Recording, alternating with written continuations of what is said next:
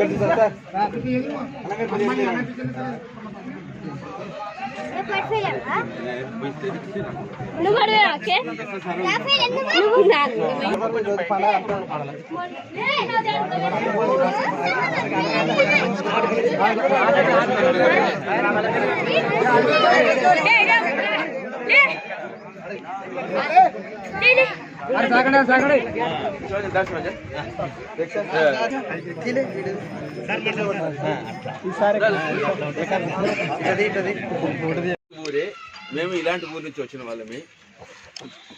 ఒక చిన్న దురదృష్టకర సంఘటన జరిగింది. గ్రామ ప్రజలు మంచోళ్ళు కాబట్టి వెంటనే మా ద్వారా స్వామి మళ్ళా మన ఊరికి వచ్చేసాడు. సో ఇది చాలా సంతోషము.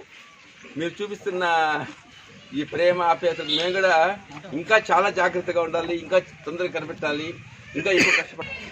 సో దేవుడు అనేవాడు చాలా గొప్పవాడు. ప్రేమలో ఉంటాడు, సర్వీస్లో ఉంటాడు, సేవలో. ఎవరైతే సేవ చేస్తామో వాళ్ళకు ఎక్కడైతే నిజమైన ప్రేమ చూపిస్తామో అక్కడంతా ఉంటాడు. సో ఊర్లో కూడా మనం చాలా జాగ్రత్తగా ఉండండి. స్వర్గము నరకము అంటే ఒక చిన్న కథ చెప్తాను. ఒకడు చనిపోతాడు. చనిపోయిన తర్వాత చిత్రగుప్తుడు లెక్కలేస్తాడు. నీకు కొంతసేపు నువ్వు చేసిన మంచి పనులకు పుణ్యము ఉంది, నువ్వు చేసిన కొన్ని చెడ్డ పనులకు నరకము ఉంది. ఫస్ట్ ఏది పోతా ఉంటాడు. సరే ఫస్ట్ సుఖాలు అనుభవించి కష్టం చేసేదానికంటే కష్టం అనుభవించి సుఖం చేద్దామని అనుకుంటాడు. సరే ఫస్ట్ నరకానికి పోతానంటాడు. తీసుకొని పోతారు బట్టలు, ఏమో బట్టలు. నరకం పోతే పెద్ద బంగ్లా, ముందు పెద్ద ఉద్యానవనం, తోట చాలా బాగుంటుంది. మంచి సువాసనలు ఇవి ఉంటాయి. డౌట్ వస్తుంది, ఏమిది ఫస్ట్ నేను నరకానికి తీసుకొని పోమన్నాను కదా, స్వర్గానికి ఎందుకు తీసుకొని పోతున్నాను అంటే లేదు ఇది స్వర్గం కాదు నరకమే అని చెప్తాడు. మరి ఇంత అందంగా ఉంది, ఇంత గొప్పగా ఉంది, ఇదే మీ నరకం అంటే చూస్తూ ఉంటుంటాడు. సరే పోయిన తర్వాత చాలా బాగుంటుంది. చూస్తే జనాలు అంతా పీగా ఉంటారు, పక్కగా ఉంటారు. ఓహో అంటే నరకం అంటే ఇంటి పెట్టుకుంటూ చంపేస్తారేమో, ఇదేనేమో నరకము, ఇదేం వీళ్ళకి అన్నం పెట్టాలని అడుగుతాడు. చూస్తూ ఉంటుంటాడు. సరే కొంచెం దూరం పోయిన తర్వాత అన్నం తినే ప్లేస్ ఉంటుంది, డైనింగ్ హాల్ అంటాం కదా, ఆ డైనింగ్ హాల్లోకి తీసుకొని పోతారు. పెద్ద టేబుల్స్ ఉంటుంది. నీకు చికెన్లో ఒక 5 రకాలు, మటన్లో ఒక 5 రకాలు, గుడ్డుల్లో ఒక రకాలు, పప్పు, ఆకుకూరలు, అన్ని వెజిటబుల్స్ దాదాపు ఒక 100 రకాలు పెట్టింటారు.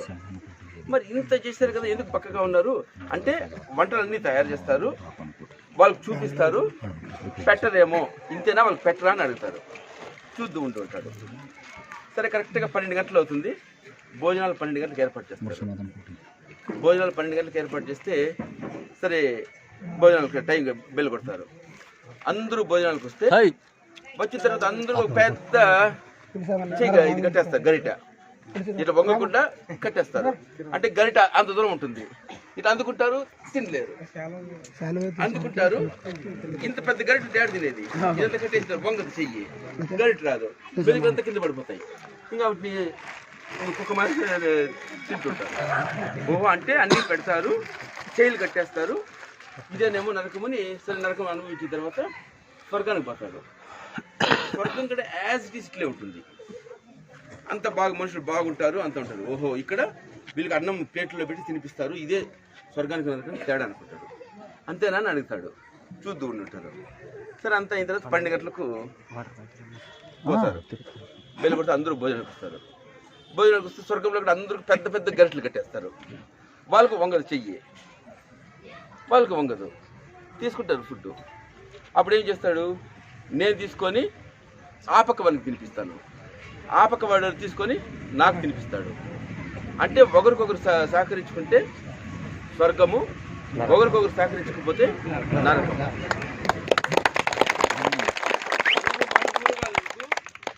నువ్వు సహాయం చేస్తే, నీకు సహాయం చేస్తే వాడు నీకు నష్టం చేస్తాడు. దేవుని లీల ఇంతే. నువ్వు చేసావా, నువ్వు ఏం చేస్తే నీకు అది తిరిగి వస్తుంది.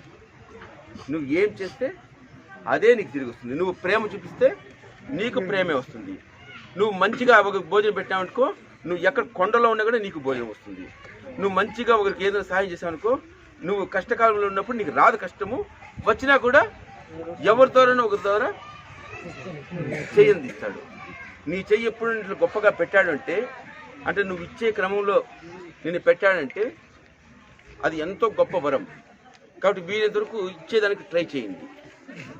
నువ్వు నీ కుటుంబము మీరంతా ఇచ్చే స్టేజ్లో ఉన్నారంటే ఒక గొప్ప స్టేజ్లో దీవిస్తాడు దేవుడు.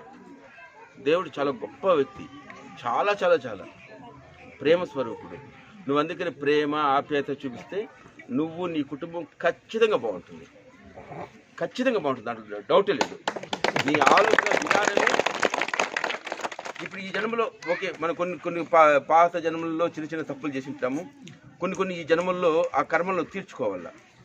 కర్మణ్యే వాధికారస్తే మా ఫలేసు కదాచన మా కర్మ ఫలహేతుర్భూహు మాతే సంగోస్తమ కర్మణ అంటారు. నువ్వు చేసే పనుల బట్టి నువ్వు ఉంటాయి. నువ్వు చేసినట్టు నీ పాపాలన్నీ తొలగించుకో.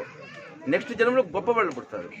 ఇప్పుడు కొంతమంది బంగారు స్పూన్తో పుడతారు, కొంతమంది ఏమీ లేకుండా చేస్తారు. అంటే నువ్వు పాతకాలంలో ఉన్న ఇవి అదే పడకూడదు. మనం అర్జునుడు యుద్ధరంగానికి పోయినప్పుడు భయపడిపోతాడు, చూస్తాడు చుట్టూ వాళ్ళంతా చూసి ఏంది నేను ఎవరితో యుద్ధం చేయాలా, ఒక పక్క అన్నలు, ఒక పక్క తమ్ముళ్ళు, మామూలు, చిన్న పెద్దనైనా, స్నేహితులు, హితులు, వీళ్ళతో చేసి నాకు రాజ్యం వచ్చి ఏం లాభము, నకాంక్షే విజయం కృష్ణ నచ రాజ్యం సుఖానిచ కిమ్నో రాజ్యేన గోవింద కిం భోగైర్ జీవితం అని ఒక విషాదం వచ్చేసి పెట్టేస్తాడు. వద్దు బాబు, నువ్వు చెయ్యి, నీ పనులు నువ్వు చేస్తుండు, నీకంతా మంచి జరుగుతుంది. జీవితం అనేది ఎప్పుడు ఒక మంచిగా ఉంటుంది. ఫస్ట్ మన పాపకర్మలు అనుభవించేసేయండి. అనుభవించిన తర్వాత మళ్ళీ నీకు వీరది ఈ జన్మలోనే ఇస్తాడు, లేకపోతే మరో జన్మలో ఇస్తాడు. నీ సంతతి అంతా బాగుంటుంది. నువ్వు చేయాల్సింది ఏమంటే నీ పక్క వాళ్ళకి కూడా మంచి జరగాలనుకో, నీ పక్క వాళ్ళకి. మళ్ళీ దాని తర్వాత మనం ఏమి ఇచ్చాము దేవుడు చూడు. నేను కొంచెం చిన్న కథ చెప్పి ఆపేస్తాను. ఒక ఊర్లో ఇద్దరు కూర్చోంటారు, ఇట్లా శివాలయం పక్కలో ఇద్దరు కూర్చోంటే ఒకడు వస్తాడు, వేరే ఊరోడు. నేను కూర్చోవచ్చా మీతో అంటాడు. ఏం భాగ్యమో ఇది నాదే, దేవుని దగ్గర కూర్చోంటాడు.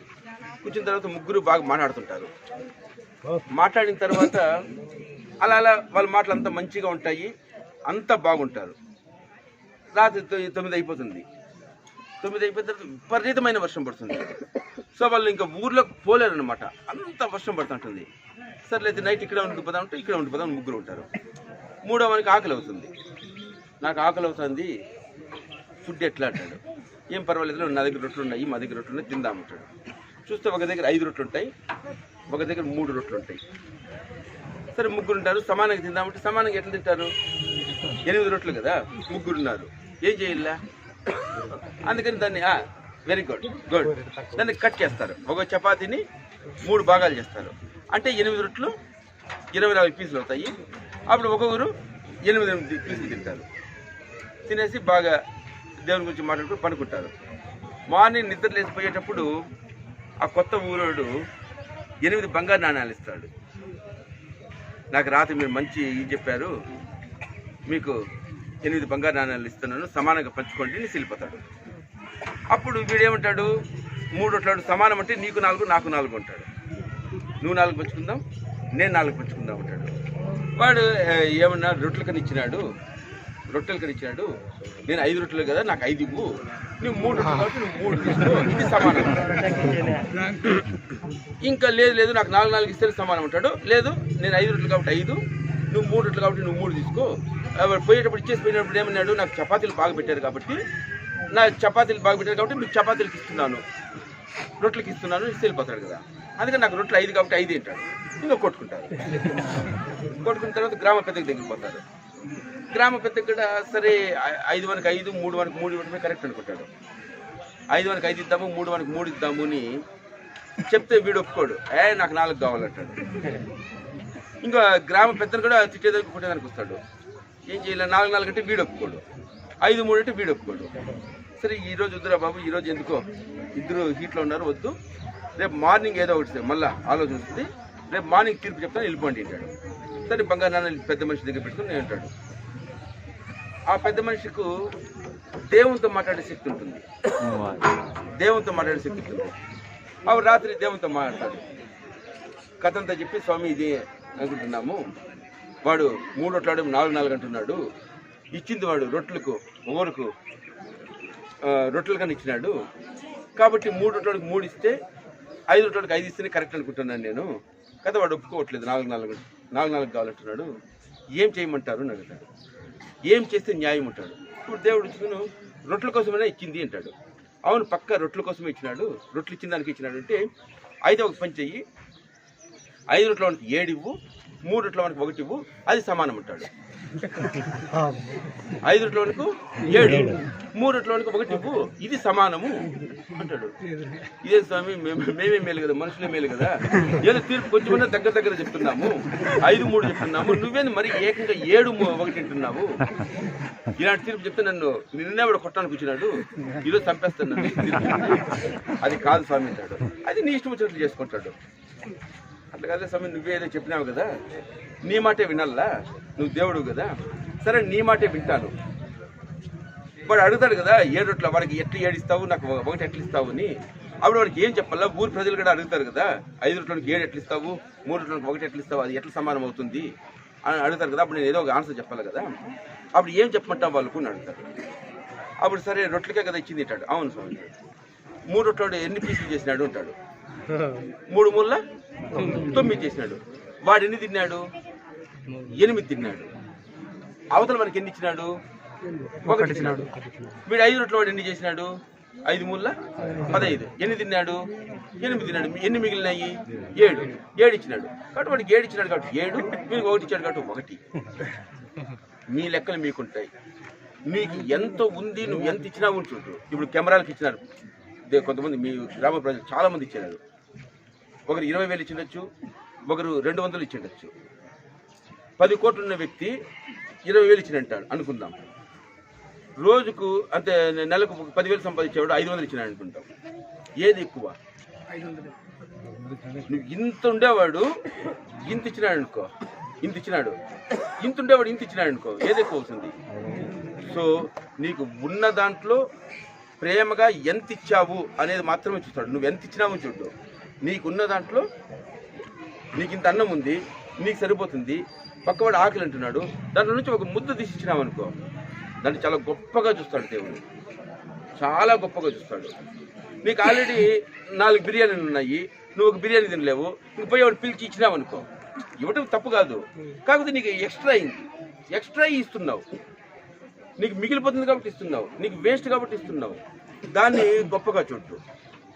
నీకు ఉన్న దాంట్లో ఆకలి అవుతుంది, నీకు సరిపోదు, అయినా దాంట్లో కొంచెం ఇచ్చినావంటే దాన్ని దేవుడు చాలా గొప్పగా చూస్తాడు, మిమ్మల్ని చాలా ఎక్కువగా ఆశీర్వదిస్తాడు. మీ పిల్లలు కలెక్టర్లు చేసేస్తాడు, మీ పిల్లల్ని ఐపీఎస్ చేసేస్తాడు, మీ పిల్లల్ని ఎంఆర్ఓలు ఎస్ఐలు చేసేస్తాడు, మీరు చాలా సుఖంగా ఉండేట్లు చేస్తాడు. కాబట్టి మనం ప్రేమతో ఎంత ఇస్తాం, ఏమి ఇచ్చినామో చూస్తాడు, కానీ ఎంత ఇచ్చామో దేవుడు చూడడు. కాబట్టి మనం కూడా ఉన్నంతలో ఎంతో కొంత, నువ్వు బాగా అక్కడ హాస్పిటల్లో ఉంటాడు, ఒక 5 రూపాయలు పెట్టి ఒక ట్యాబ్లెట్ కొని ప్రేమతో, ఆ ట్యాబ్లెట్ వల్ల బతికినాడు అనుకో, చాలు, నీ జీవితం ధన్యం. నువ్వు ఎంత చేసావు కాదు, ఒక 5 రూపాయలు. ఏ మతమైనా ఒకటి, మనము ఏర్పరచుకునేవి. నువ్వు ఏ దేవుడైనా ఒకటి. ఏమని చెప్తాడు? ఏమని చెప్తాడంటే, కుండ కుంభమనినా, కొండ శిఖరమనినా, ఉప్పు లవణమనినా, భాషనే వేరు కాని భావంబు ఒకటే, మతాలు వేరైన మార్గంబు ఒకటే. అంటే విశ్వదాభిరామ విజయరామ. కుండ కుంభమనినా, మనం కుండ అంటాము, కొంచెం బాగా చదువుకున్న వాళ్ళు కుంభం అంటారు. కొండ శిఖరం అని, కొంతమంది కొండ అంటారు, కొంచెం చదువుకున్న శిఖరం అంటారు. ఉప్పు లవణం అన్నా, కొంతమంది ఉప్పు ఉంటాము, కొంత దాన్ని లవణం అంటారు. అంటే భాషే వేరు, పదార్థం అయితే ఒకటే కదా. నువ్వు కుండ అంటావు, వాళ్ళు కుంభం అంటారు. ఇంగ్లీష్లో పాట్ అంటారు. ఒకటే, భాషే వేరు, భావం ఒకటి, మతాలు వేరైన మార్గం ఒకటి. కాబట్టి అందరూ ఈశ్వరుడు పూజిస్తావు, విద్యాసాన్ని పూజిస్తావు, యేసుక్రీస్తుని పూజిస్తావు, అల్లాను పూజిస్తావు, దేవులంతా ఒక్కటే అనే ఇది. సో దేవుని దగ్గర మాత్రం 2 నిమిషాలు ఉంటారు, 3 నిమిషాలు ఉంటారు, 1 నిమిషంలో ఉంటారు, జస్ట్ ఉద్దేశిస్తారు. ఏమైనా కానీ ప్రేమగా భక్తిగా ఉంటుంది. దేవునితో మాత్రం గేమ్స్ ఆడుతుంది. ఇలాంటివి చేస్తే వాళ్ళ కుటుంబాలు నష్టం. ఎందుకంటే అందరూ ఇంట్లో చేస్తుంది సవాళ్ళు. మళ్ళీ ఇట్లా ఏమి ఉండవు. నువ్వు కష్టపడితే దేవుడు ఏమైనా ఇస్తాడు. కష్టపడకపోతే ముందే కూడా నీకు కనిపిస్తుంది. బట్ అందరూ బాగుండాలని ఈ ఎనగంట మా ఊళ్ళో మాకు నేను మా ఎస్ఐకు ఏ పెళ్ళిళ్ళు జరిగినా ఏ శుభకార్యాలు జరిగినా మాకు పిలవండి, ఖచ్చితంగా వచ్చేస్తాం. ఈరోజు నాకు అర్జెంట్ పనులు ఉంది వెళ్ళిపోతాను. బట్ ఈ కేసు డిటెక్ట్ కావడానికి ఎస్ఐ శివాంజలి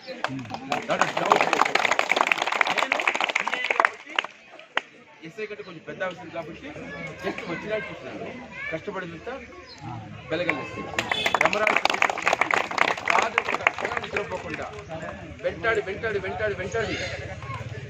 ఎలా వెంటాడిందో అది మీకు చెప్తే కొన్ని మళ్ళీ కొంతమంది అలర్ట్ అవుతారని కాబట్టి చెప్పము. అది చెప్పకూడదు. ఎందుకంటే కొంతమంది దొంగలు నేర్చుకుంటారు. ఈ పద్ధతిలో పోతే దానివల్ల చెప్పట్లేదు. ఎంత కష్టపడ్డాడో వీళ్ళు వెలగళ్ళు స్టాఫ్ అందరూ దీన్ని ప్రెస్టేజ్గా తీసుకున్నారు. కరెక్ట్గా 00:58 అవర్స్ జరిగింది. మీరు నంబరు కరెక్ట్గా ఫస్ట్ ముద్దాయిని 00:58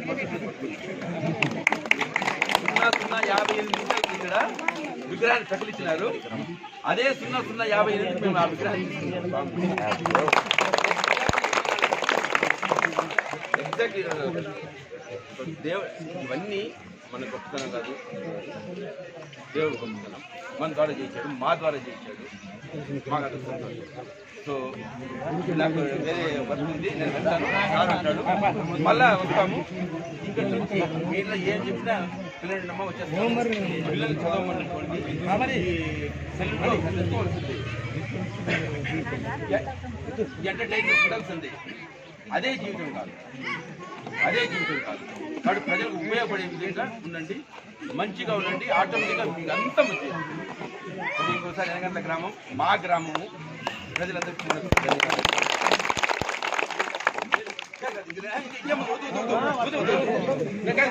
అవన్నీ దేవుడికి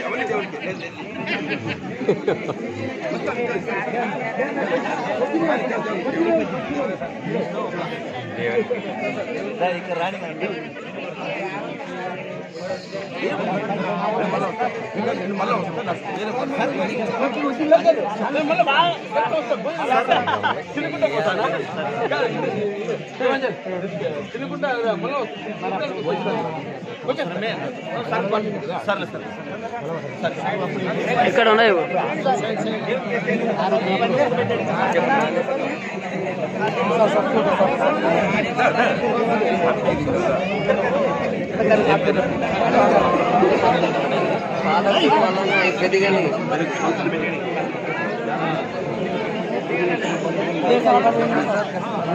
వస్తా నాగేంద్ర.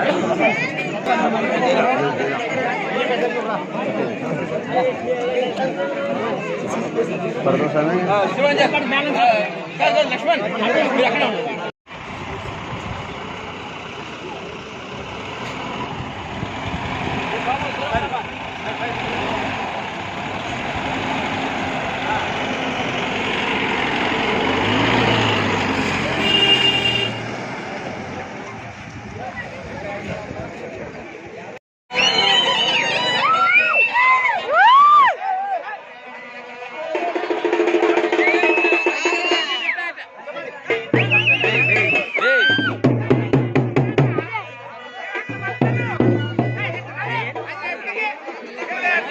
మీరు జరగండి కొద్దిగా.